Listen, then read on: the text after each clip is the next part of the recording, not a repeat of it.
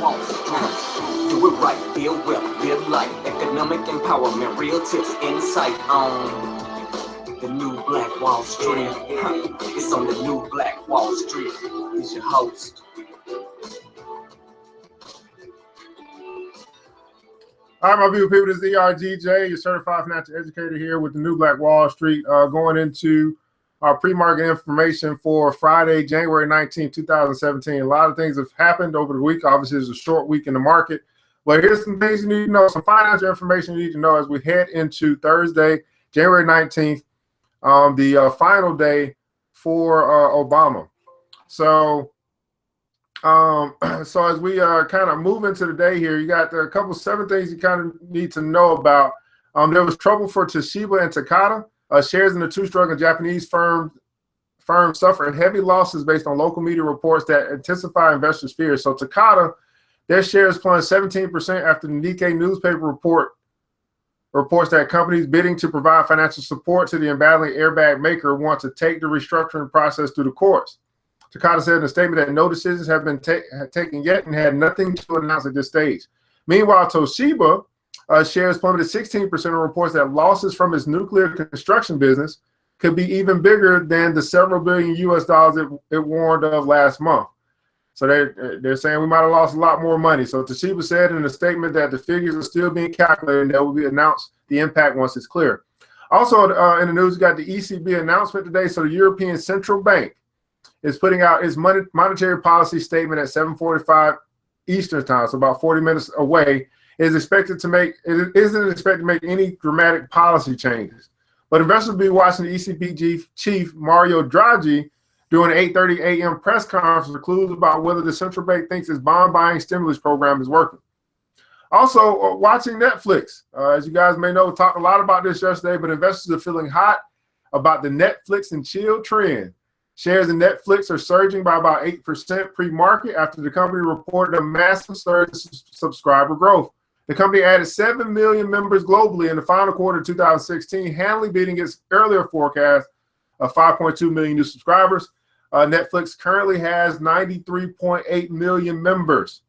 So they are trying to get to that 100 million member mark. A big thing is going on as far as Trump is concerned today. You got Steve Mnuchin. His confirmation here is to be the next Treasury Secretary. It's going to probably be contentious. There's been a whole bunch of controversy with Trump's cabinet selections, and so Steve Mnuchin, I don't know how to exactly say his last name. He should be is going to be having his hearing today. So he's a former Goldman Sachs banker, and he's also the producer of movies like Suicide Squad. He's also the CEO of One West Bank, which has been accused of lending discrimination and unfair foreclosure practices. In addition to questions about his personal record, Mnuchin will also be grilled about his key fiscal policies that the new Trump administration is likely to introduce. Big earnings to be reported today will be after the bell. You got big companies like IBM and American Express will be reporting their earnings after the bell. So, a lot of people have their eyes to the tube at around 4:30, 5 o'clock this afternoon. In the global market, international stock markets are looking pretty tame right now. The U.S. stock futures are edging down a bit. European markets are mixed in early trading. Asian markets ended the day with some minor gains and losses. This follows a rather mellow trading day on Wednesday. Yesterday, we saw the Dow Jones decline by 0.1%, the S&P 500 down 0.2%, NASDAQ 0.3%. So it's really all kind of leading up to Trump taking office. And then after today, obviously tomorrow you have the Trump elect inauguration day tomorrow. So tomorrow's going to be filled with theatrics. There's some other things I wanted to kind of bring to your attention. Oil is back in the news. So oil and Trump, Russians are full of optimism in Davos. So we've been talking about this recently. We got the Davos World Economic Forum taking place in Davos, Switzerland. That's going on right now. It started yesterday. That's where all of the world leaders come together and they talk economics from a global standpoint. 12 months ago, the mood of Russian delegation at the World Economic Forum in Davos was distinctly gloomy, while oil prices near 12-year lows below $30 per barrel and Western sanctions depressed their economy and financial markets. Since then, however, Russian stock and bond markets have risen about 50%. Boosted by rebounding oil and more recently expectations, the new U.S. presidency of Donald Trump will ease the sanctions imposed over Moscow's actions in Ukraine. This past Tuesday, we had our oil investment session. And so things are looking good for oil. I can't tell you guys enough. I can't tell you where to put your money to invest, but things are looking good for oil investments. George Soros, he is back in the news. George Soros and MasterCard have partnered together to aid migrants and refugees. Hey, what's going on, Shauna? Good morning. How are you? Thanks so much for tuning in. Reese, Miss Long, thanks so much for tuning in. Good morning. Just trying to bring you guys some financial information. We don't talk about it enough. Billionaire investor George Soros, his name is always floating around. He will partner with MasterCard Incorporated on a venture that they said could help migrants, refugees, and others struggling within their communities worldwide to improve their economic and social status. The partnership, Humanity Ventures, stems from a pledge Soros made in September to earmark up to $500 million for investments to address challenges facing migrants and refugees. In a joint statement on Thursday, MasterCard and Soros said that despite billions of dollars of humanitarian and development assistance, millions of people remain marginalized, a situation the private sector can help rectify. Migrants are often forced into lives of despair in their host communities because they cannot gain access to financial, healthcare, and government services, Soros said. So, Soros, maybe he does have a heart. I'm not quite sure. We'll see. Also, you have United States investors see more automation, not jobs under Trump administration. This is big. And I think we start to see the trend here with automation coming down the pipe. When U.S. President-elect Trump criticized United Technology Corps' carrier unit in November for its plan to move 800 jobs to Mexico, the parent company made a swift decision to keep the factory in Indiana. Yet the move did not translate into saving jobs. Instead, the company decided it will move towards automation as a way to cut costs.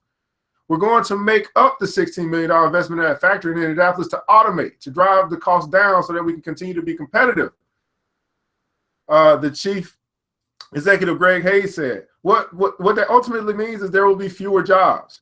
Swapping robots and software for human labor has underpinned much of the productivity gains in the United States over the last 25 years. Now, with the greater political push to keep factories at home, investors are betting that automation will gain speed in industries ranging from auto manufacturing to chicken processing to craft brews.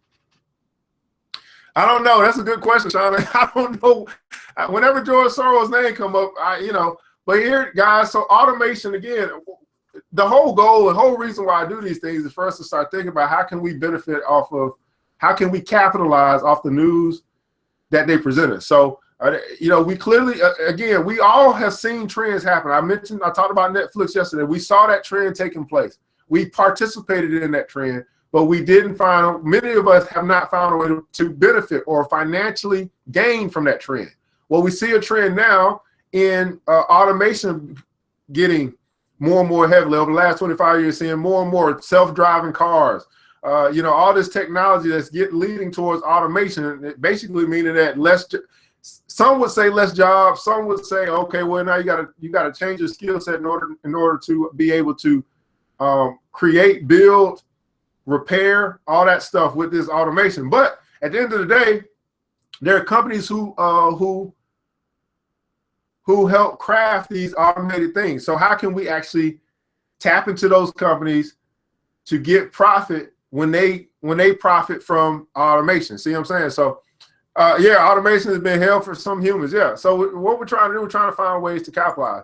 And then also the last thing I wanted to cover was this. This is a huge story to me because I talk a lot about management of their funds, and many of us have hired people, what they call fund managers, to manage our funds. So here's a story that happens quite often. Struggling hedge funds still expense bonuses and bar tabs. Struggling hedge funds still expense bonuses and bar tabs. Now, why am I going over this story? Because many of us still don't understand that regardless of how good or bad at the hands of someone else, they still get paid. They still get paid regardless of whether they help you make money or not. I must stress that. So here's the story. As soon as I can scroll down. All right, investors are starting to sour on the idea of reimbursing hedge funds for multi-million-dollar trader bonuses, lavish marketing dinners, and trophy office space. Powerful firms such as Citadel and Millennial Management charge clients for such costs through so-called pass-through fees, which can include everything from new hires' deferred compensation to travel to high-end technology. It all adds up. Investors often end up paying more than double the industry standard fees of 2% of assets and 20% of investment gains. Think about this. Even at standard, a standard cost in a hedge fund is 2% assets, 20% of investment gains.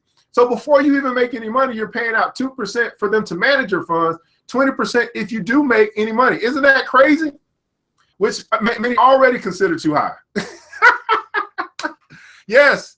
Students need to be exposed to some of these STEM academies. A lot of those are actually popping up around. I know in my city, I'm starting to see more and more STEM schools. Investors have for years tolerated pass-through charges because of high net returns, but weak performance lately is testing their patience. Clients are losing funds last year, including those managed by Blackstone Group, Safina Advisors, Folger Hill Asset Management. The agents likely still pay fees higher than 2% of assets. Shops that made more money, including Polymo Partners, Hutchinson Hill Capital, were left with returns of much less than 5%, partly because of draining combination of pass-through and performance fees. At the end of the day, basically, fees will kill your returns. And so I'm probably going to talk a lot about this later on in my video, but you got to be aware of fees. It's all good if you say, hey, I got a, whatever, let's just say I got a 10% return last year. But if you paid, 2% on fees and then 20% of your investment gains, you really didn't get a 10% return. You got more like a 4% return. So it's important that you understand fees. And that's why I do what I call a retirement review. Many of you are already investing in your 401k, your TSP, your IRA, but you are unaware of the fees that you're paying, which means that you're not keeping the money you're not keeping enough of the money that you gain. And then you're also unaware of how to actually allocate your resources. So at any rate, what I'm saying is, if you want to begin to learn about your very own money and take control and stop paying these people for doing a piss poor job, you need to hit me up, schedule an appointment. Let's go through this thing together so that you are empowered to make decisions so you don't get screwed because you don't know. Ignorance is not bliss. Ignorance leads to poverty because we don't know. So at any rate, that's what's going on. Yeah, that's what I'm saying, Shauna. They got a 401k and they don't know nothing about it. Here's what we know.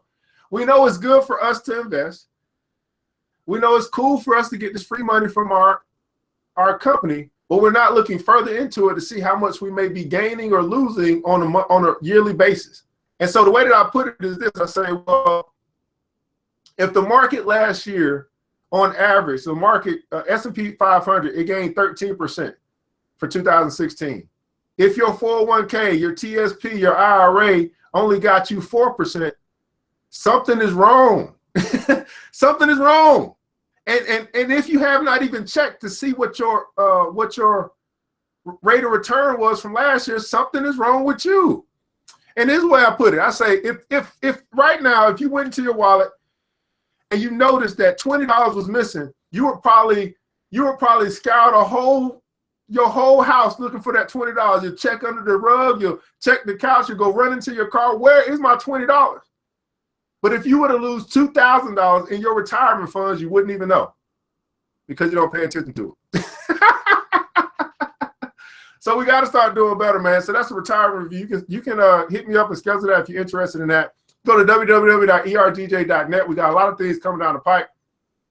Next week, we are going to go over Facebook, Amazon, Netflix, and Google.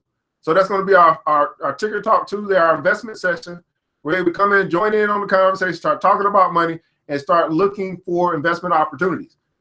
It's very low cost for you to get involved, so you can at least join a conversation and probably get a lot of insight into this thing called stock market investing. I got a whole bunch of stuff scheduled. Stock Market 101 going to teach you how to buy your first stock. Stock Market for Kids going to teach your kids about investment, about investing as well. All of that you can find any of the courses I have already scheduled You can find it at www.ergj.net. We're going to be teaching you how to invest in the Black Bank. That's coming in February.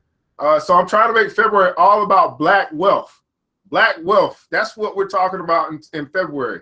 It's great to have history, but if you're not studying the history of wealth, you know, Black Wall Street, the Black insurance companies that got started, all the things that we did, you know, Madam C.J. Walker, first millionaire. If you're not studying that stuff that's bringing us to economic power, well, hey, let's focus on Black wealth in February. So that's what I'm looking to do. You know, that's right. You know, it is scary for some people, but at the end of the day, I think it's more scary not to know. You know what I mean? Like, and probably for you, Shauna, too. Like, you know, once you start learning this stuff, you go through phases. You go through phases of frustration. You go through phases of pissed off, but then you go through phases of I'm going to do something about it.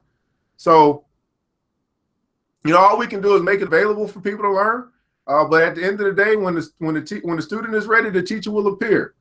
You know, seek and you'll find. If you're not, we can make it available, but it's up to you and I to decide that we want to take advantage of the opportunities to learn about this thing called money. Because at the end of the day, no matter what you do, no matter what your children do, no matter what career they decide upon, whether they're going to be an athlete, entertainer, politician, lawyer, doctor, it doesn't matter.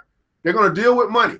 And I know too many people that make a lot of money that still have a low net worth because they didn't learn about money. They don't know how to manage money. They try to pay people to manage money. They try to get rich quick. You try to do all this stuff. Why not learn about money? The one thing that you're going to deal with all your life, regardless of the career that you choose. And this is where we got to get to. So, so anyway, yeah, get started even if it's $100. So anyway, so this is New Black Wall Street news that you can use going into Thursday, January 19th. Again, the big earnings companies are going to report after the bell. But we're going to be really watching this Treasury selected, the confirmation of the hearing of the Treasury Secretary, Steve Mnuchin. He's got a lot of controversy in him already. Most people probably going to be watching Netflix today still, probably going to look to surge a little bit as they continue to, they're just hot. They're just on fire. That just is what it is. Hey, what's going on, man? What's going on, Brandon? Thanks so much for tuning in. I'm actually, that's it, man. I'm out. Black Wall Street. Thanks you for joining the show. We gave a lot of great tips, but it's time to go. Take the knowledge we shared, hope you use it and grow. We will see you all there in the next episode of the New Black Wall Street. The New Black Wall Street.